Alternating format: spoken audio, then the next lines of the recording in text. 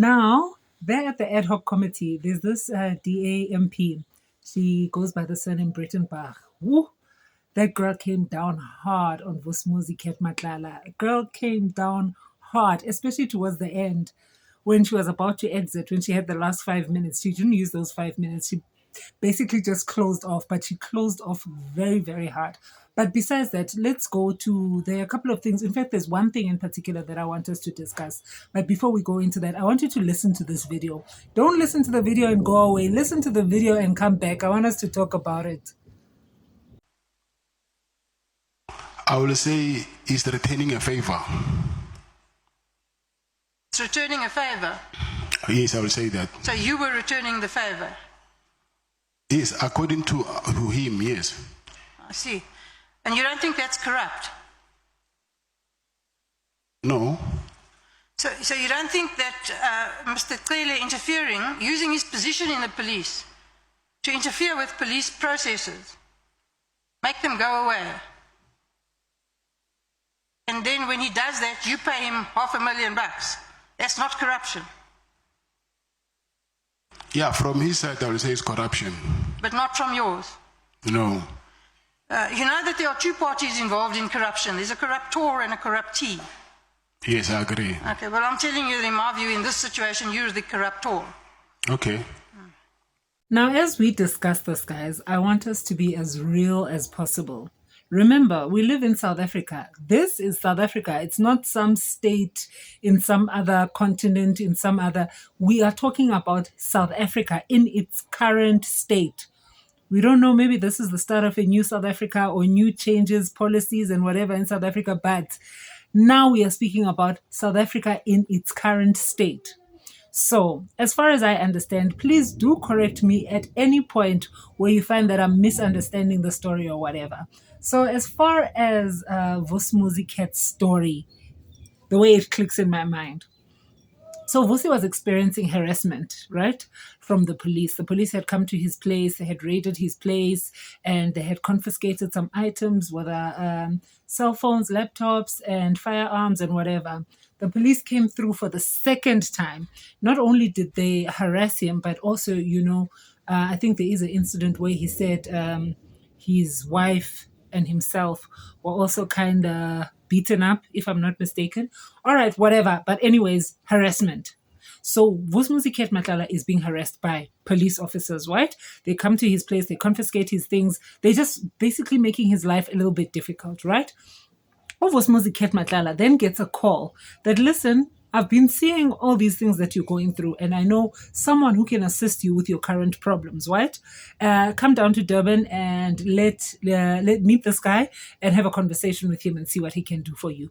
Fine, cool. So Vusi Matlala drives to Durban and he gets to meet this person who gave him a call. This person who gave him a call then introduces him to Bheki Cele, who is the former Minister of Police. So when he's introduced to Bheki Cele, okay, they have a discussion. I'm going through this. Is there any way that you could help me? Bheki Cele then responds, I've been seeing all the problems that you've been going through. I have been, as a police minister, wada wada. I know what you're going through and I'm sorry about it, wada wada. By this particular case, I think Vusmuzi Matlala was also dealing with it through the legal way with his lawyers. And then he was asked by Bheki Cele to drop, to drop that charge or whatever it was. And immediately, Vusi called his legal team and told his legal team to drop or to stop, cancel whatever they were planning to do with regards to this harassment that's going on by the police. When he drops those charges, then Bheki Cele calls, I think he said Khumalo, if I'm not mistaken. Okay, this man is not a threat to us. He can have his things back. They have a discussion.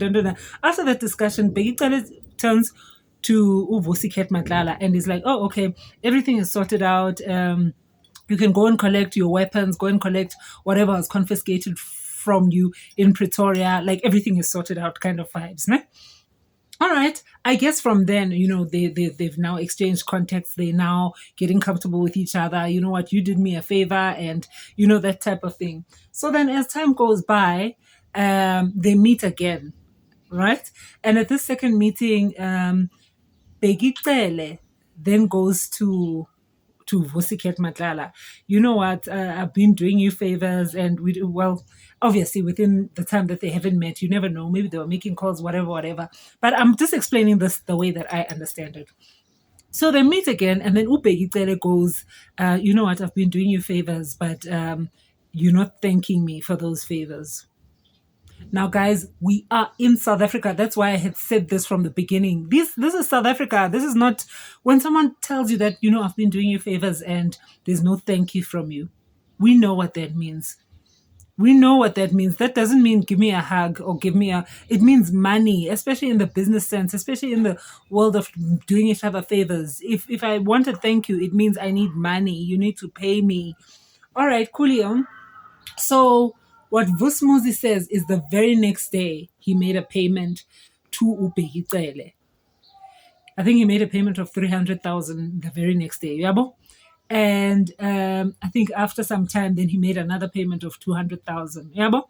And today, it was explained to us that initially, Bheki Cele actually wanted $1 million. He wanted $1 million. Okay, but Kat gave him the 300,000 and then later gave him another 200,000.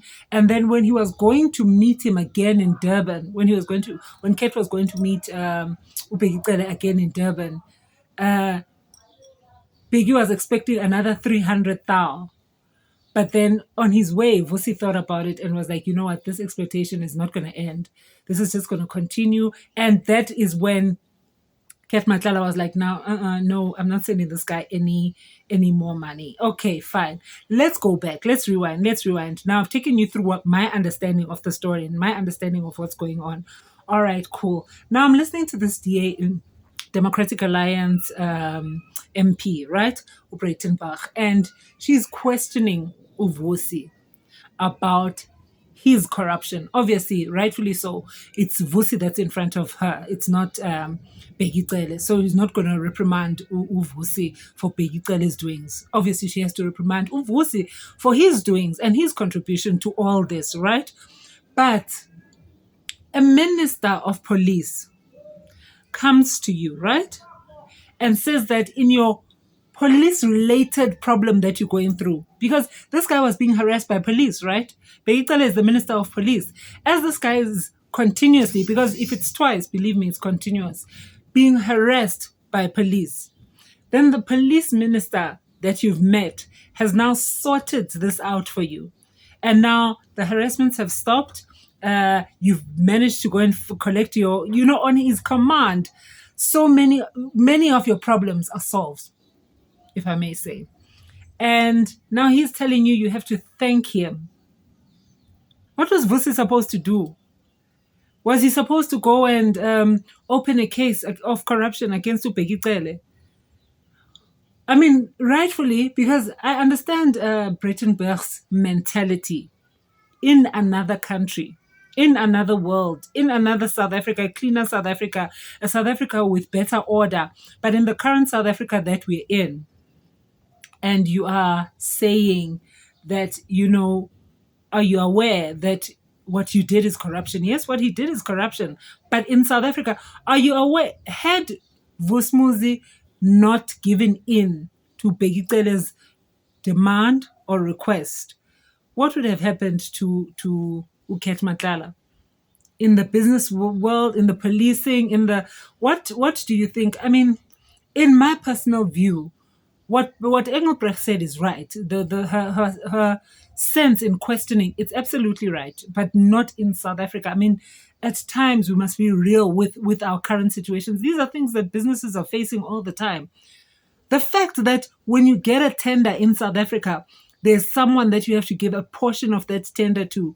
So whatever money you get in tenders, you have to sort of, whoever gave you that, and that is a reality. That is not a joke, or that is not some story, or that is what is happening. If you want the tender, how much are you willing to thank?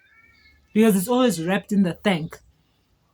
So I don't know, guys, what is your view on this particular matter? What is your view? And please, as you give your view, be as realistic as possible. Be as realistic as possible. Because, wow.